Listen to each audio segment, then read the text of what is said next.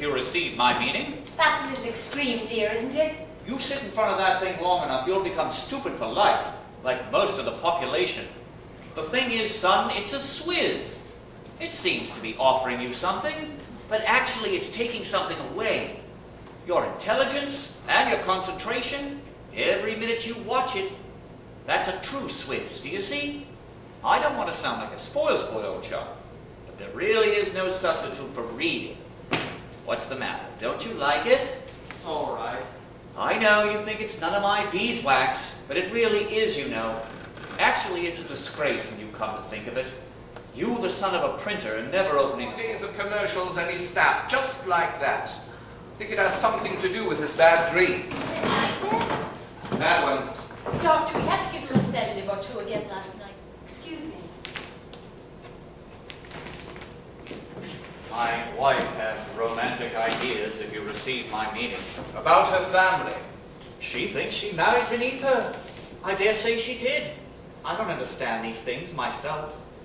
Mr. Strang, I'm fascinated by the fact that Alan wouldn't ride. Yes, well, that's him. He's always been a weird lad, I have to be honest. Can you imagine spending your weekends like that? Just cleaning out stalls? With all the things he could have been doing in the way of further education? Except he's hardly a scholar. How do we know? He's never really tried. His mother indulged him. She doesn't care if he can hardly write his own name. And she a school teacher that was. Just as long as he's happy, she says. Would you say that she is closer to him than you are? They've always been thick as thieves. Hello. Hello. You need blades for the clipping machine. Clipping? Clip horses. What's the matter? I know you. I've seen you before. You rub your thoughts. Oh, I've seen you too, haven't I? You're the boy who's always staring into the yard around lunchtime. Me? You're there most days. Not me. And of course it's you. Mr. Dalton was only saying the other day because that boy keeps staring at the door. Show him up, please. I bet no one ever says to cowboys, receive my meaning. Oh God, all the time. God sees you. God will save you. I hate this. I'm not doing any more. You can whistle for any more. I've had it. Mr. Strang. I was just passing. I hope it's not too late. Not at all. I'm delighted to see you. My wife doesn't know I'm here. I'd be grateful to you if you didn't enlighten her, if you received my meaning. Everything that happens in this room is confidential, Mr. Strang. I hope so. I hope so. What was it you wanted to see me about? Matter of fact, I have something, yes. Your wife told me about the photograph. I know, it's not that. It's about that, but it's worse. I wanted to tell you the other night, but I couldn't in front of Dora. Maybe I should have. It might show her where all that stuff leads to. She drills into the boy behind my back.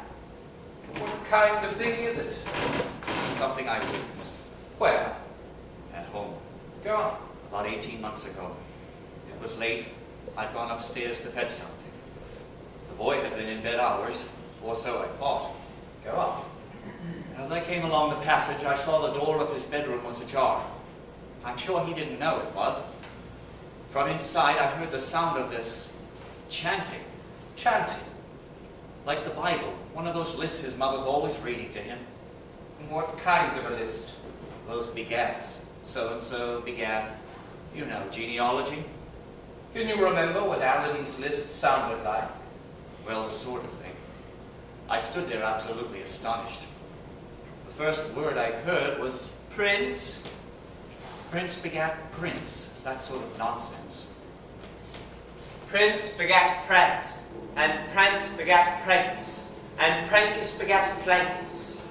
I looked through the door and he was standing in the moonlight, in his pajamas, right in front of that big photograph. The horse with the huge eye. Right. And Flancus begat Spankus. And Spankus begat Spunkus. Let's get them. Trot. Steady, steady. Cowboys are looking at us, Equus. We take off their Stetsons. They know who we are. They're admiring us. Let's show them. Come on. Can't have a hand.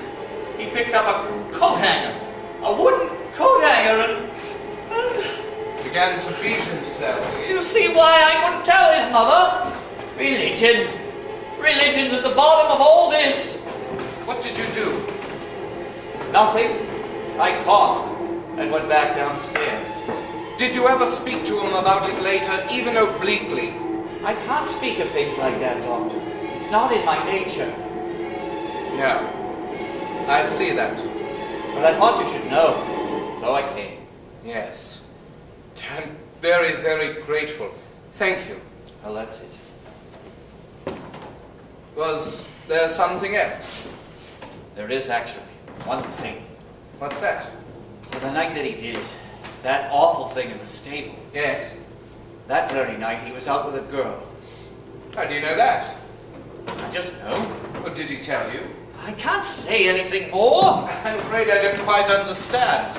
Everything said in here is confidential, you said. Absolutely. Then ask him. Ask him about taking a girl out that very night he did it. Goodbye, Doctor.